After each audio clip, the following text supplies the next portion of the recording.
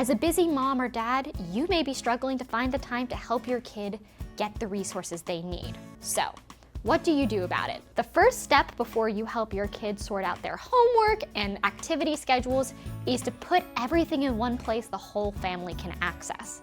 We recommend using an app like Cozi. Cozi allows everyone in the family to have a communal calendar. Each of you puts in the activities you want to do, need to do, the times they're happening. You can even put shopping lists for school supplies and groceries all on one app that everyone can access and work together to optimize. Other great options include Google Calendar and Paprika.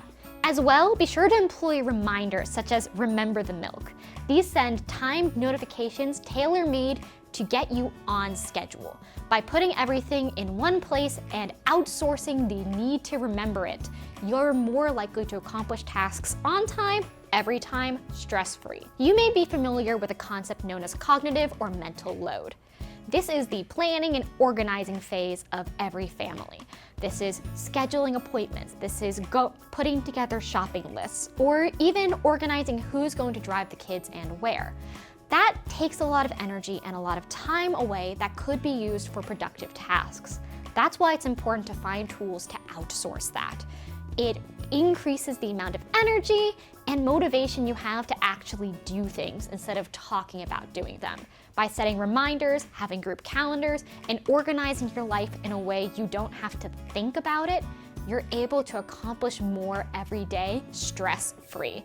Plus, it helps avoid arguments because nobody's wondering who was supposed to pick up the milk. Now that it's time to actually start projects, how do you get yourself motivated and concentrated? Well, the first method is through the Pomodoro Technique. The Pomodoro Technique involves setting a 25-minute timer and focusing on exactly one task during it. Once the 25-minute timer ends, you take a 5-minute break. You repeat this cycle 4 times, and on the 4th time, you take a 15-minute break. So, why does this work? Often the thing that's most difficult when it comes to starting tasks is just that, the friction that comes with beginning it. By picking one specific task and giving yourself a time limit, it takes a lot of the pressure and anxiety out of that initial push to get started. Plus, by building in 5-minute breaks, you ensure you're not going to get burned out. That is also why there's the 15-minute break at the end. The Pomodoro Technique is great for students who struggle with attention or who get easily burnt out after long periods of work. Plus, those breaks keep your brain fresh and ready to tackle the next Pomodoro. Next up is time blocking. This is the most commonly suggested tool, and it works really well even with the Pomodoro Technique. So, here's what you do. Number 1, write down everything you're going to do that day. Include your hobbies, your meals, your downtime, and every task you would like to accomplish. Next, organize it. Break it up by subject or by type. And number 3, schedule it out. Have your whole day blocked with different colors depending on what the subject or activity is. Now, if you look at the screen, you may notice this looks pretty similar to something, a high school schedule. We've been using time blocking naturally for students for generations, and it's because it's a great way to segment out times to learn. It creates a routine that kids like to follow and helps your brain associate what you've learned with the times you've learned it. Time blocking is a fantastic tool for students who like to see their whole day laid out for them and prefer to have a structure and routine. It ensures you get to everything on your list, including those built-in breaks and hobbies. So, which is better? Pomodoro or time blocking? Well, the answer depends on you. Do you prefer short bursts where you're more flexible with what you work on, or do you prefer to see the entire day laid out in one rigid structure? Once you've decided what method you want to work with, how do you decide what to work on? Deciding what task is most important is just as important as actually doing the tasks, because as much as we'd like to do everything in a day, we have to pick and choose. So, how do you decide what to do and when? The first option is eat the frog.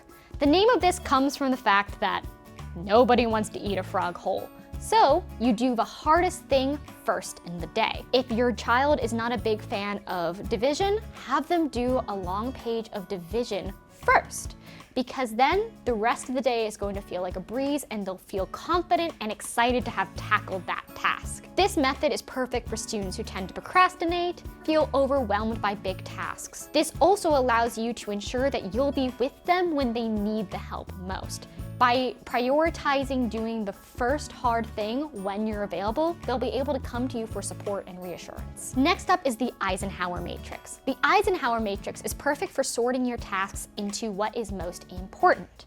You start by drawing a box with 4 quadrants, one axis being importance and one axis being urgency. This gives you a grid with 4 sections: urgent, important, important but not urgent, urgent and not important, and not urgent and not important. This visualization tool allows you to figure out what is really needed to be done now and what can maybe be put off to tomorrow.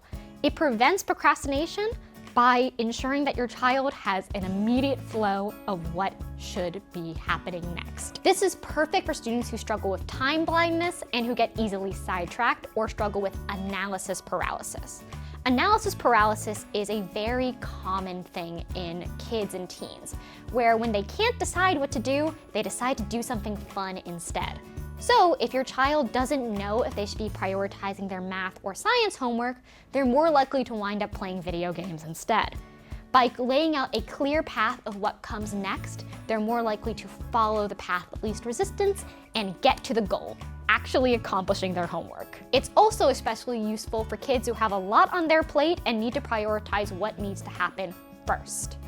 And spoiler alert, they usually end up being able to accomplish it all anyway. And that's it for today. These tools have helped countless students, and I know that one of them will work well for yours. Let us know how it went below, and we'll see you next week.